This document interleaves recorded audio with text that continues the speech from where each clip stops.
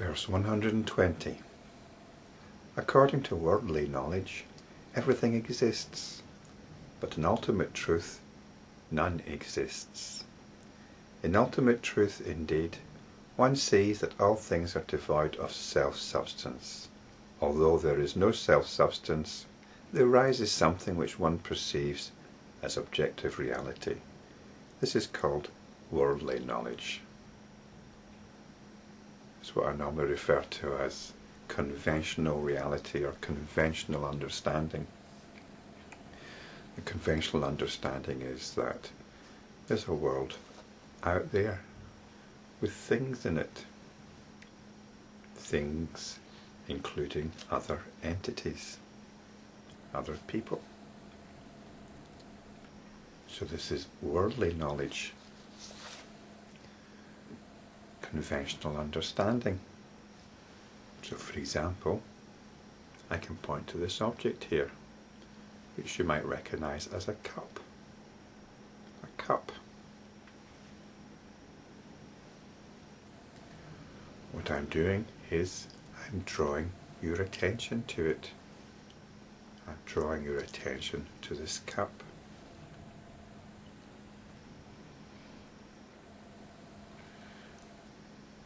It's a very unextraordinary thing to do.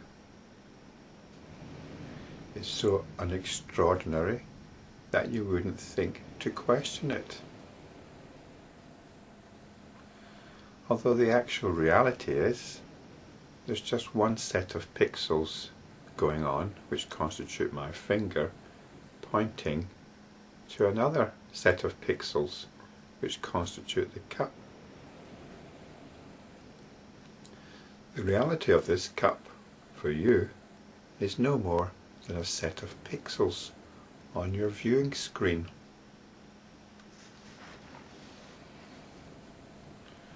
This might seem a little pedantic, because you've got this backstory going on, which tells you that what's being represented by these pixels on your viewing screen has its origins in an actual physical object.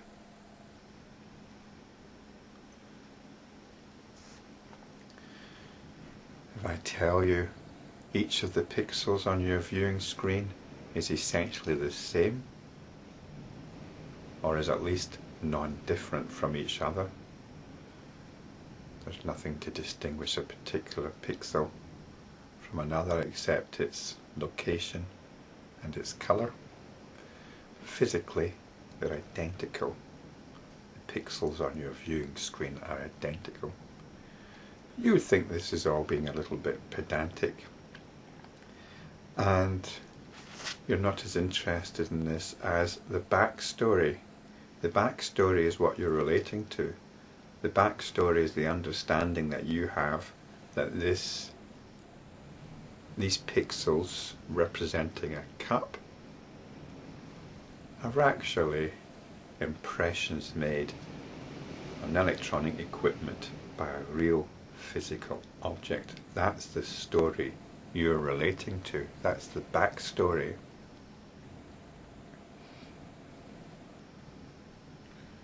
So hopefully, so far so good. What I want you to be aware of here though is how you're actually relating to the backstory, not to the fact that you're simply viewing pixels on a screen.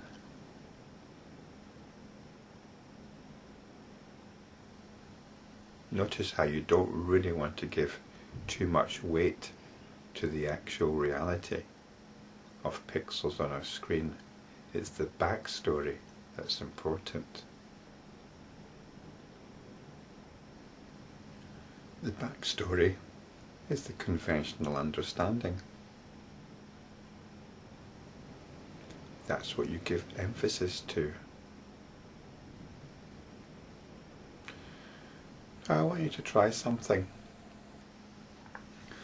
I want you to close your eyes and imagine the cup that I've just shown you. And imagine that cup placed on a table. Close your eyes and imagine this. This cup that I've just shown you. Actually, you can open your eyes and I'll show it to you again. Here it is. Imagine this cup on a table. It can be any table you like. Let's just make it a simple table. A generic table. So close your eyes and imagine as clearly as possible this cup sitting on a table. If you want, I'll turn the cup round. It's quite a pretty design on it. You can imagine this pretty design on the cup as well to make the cup even more like the physical one. And you can imagine some steaming tea in the cup. So we've got this cup that I've just shown you sitting on a table. Imagine it very clearly. Can you do this? Imagine the cup on the table. Doesn't matter what the table's on, it can be floating in space.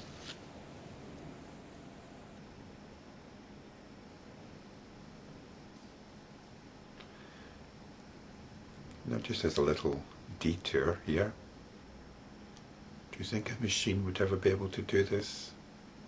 Imagine this cup on a table floating in space.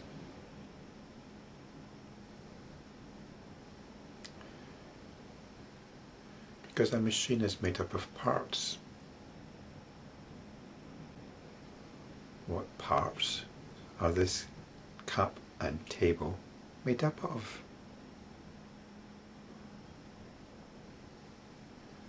Do they have any substance?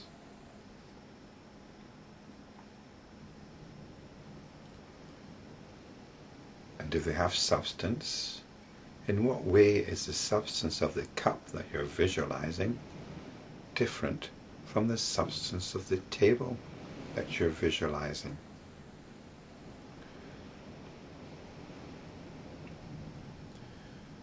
And although you might say, well, that cup was based on a real cup, that table isn't based on any table in particular. It can be a table of any design whatsoever. You can give the table 20 legs if you want. So the point here is, what is that mental cup and what is that mental table made up of?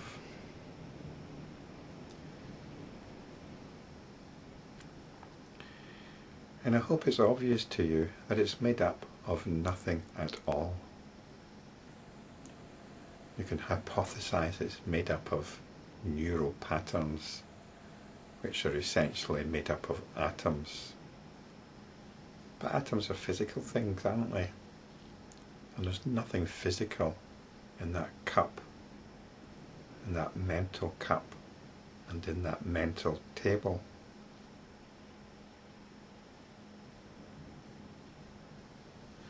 So what's this verse saying? What this verse is saying is that according to conventional understanding, things exist. But it's telling us in ultimate truth, nothing exists. And this isn't a philosophical point of view, it's because in the next phrase it says, in ultimate truth indeed, one sees that all things are devoid of self-substance. Although it seems otherwise, because although there's no self-substance, there arises something which one perceives as objective reality. So this isn't a philosophical point of view, we have to look and see for ourselves. Hopefully you can see for yourself that in this mental cup and in the mental table, there's no substance. And yet, we somehow manage to create a differentiation within this no substance into something which we can refer to as a cup and a table. We discriminate and we say it's a mental cup and a mental table. Although this is something which we do in our dreams all the time, isn't it? We create whole worlds out of nothing, which we inhabit and get intensely emotionally involved in. Hopefully you've gone along with this so far and you're thinking, okay, that's fine, what you're saying about the mental objects is fair enough, and of course dreams. But the waking state, with our eyes open, our sense perception, that's different, isn't it? Well, this verse is telling us it isn't. And we have to look.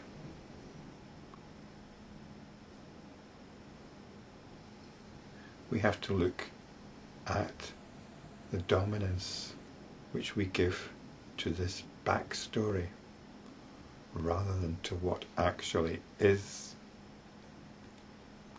And we have to change that prejudice, change the prejudice of the backstory. Of course, when we're engaging in conventional reality, we can carry on with the backstory, carry on with the prejudice, but as enlightenment practitioners, we can't do that because we're interested in what is, not the backstory. So we could pursue, as the scientists do, the nature of physical reality, and we could look into it and look at what the scientists say about it, what the scientists say about physical reality. I think it's very complicated and very mathematical, and scientists have to start coming up with some very strange theories which are at odds with the conventional backstory,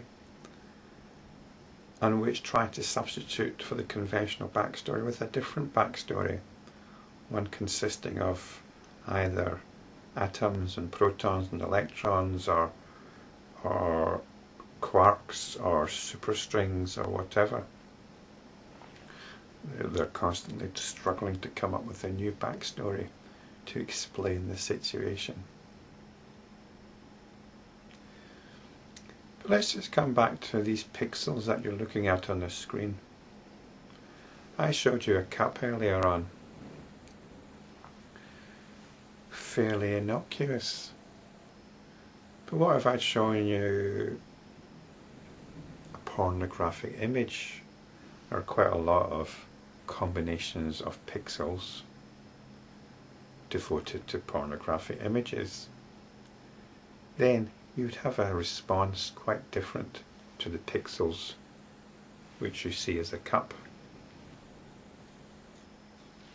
You might have an emotional, mental, even a different physical response to it. So this is what's going on. We've got a backstory, but we've also got an emotional response, emotional, mental and physical response to what's going on, to what patterns of pixels are being presented to us.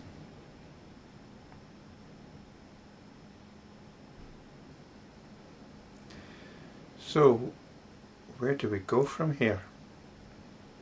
Where do we go from here? You might go along with me intellectually so far. But how do we see that nothing exists? How do we see that all things are devoid of self-substance?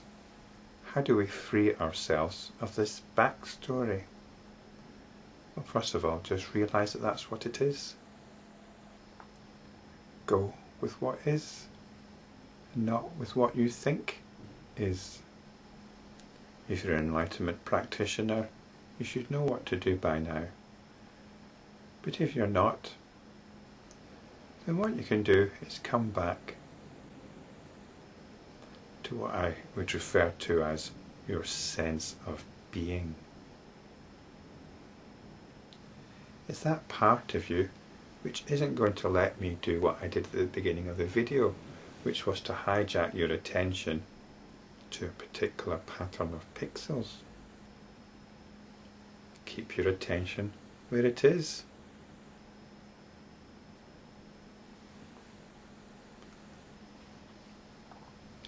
Don't let your attention be hijacked. This is your meditation practice. Sitting with your attention. It's what the Buddhists call being mindful of mindfulness. You're being mindful of what your attention is doing. I'm not sure most Buddhists appreciate the significance of this practice. But being mindful of your mindfulness, being attentive to your attention, is enlightenment practice. If you can be centered in this practice, centered in your own sense of being, then you're not going to let your attention be hijacked. You're not going to let it be hijacked without your authority. So when I direct your attention to a particular set of pixels, you're centered. You're centered. You're centered in your own sense of being. That sense of being which knows that ultimately there is nothing out there to hijack your attention, no matter what set of pixels are being presented to you, what configuration of pixels is being presented to you, because you know it's only pixels. You're no longer buying into the backstory. It's simply pixels. What's interesting about that? What's worth allowing your attention to be sucked into? What is intrinsically in a set of pixels that can divert or hijack your attention? So there arises something which we perceive as objective reality. This is what happens in the waking state. It's what happens in the dream state. But whatever, none of it has any objective reality. Look into it as much as you wish, and you'll find that all notions of an objective reality, this backstory which you cling to, is nothing more than an item of faith. It's got no basis in the facts, philosophically, scientifically or otherwise. So keep your attention centered, rest in your own center of being. This is enlightenment practice. This is ultimate truth.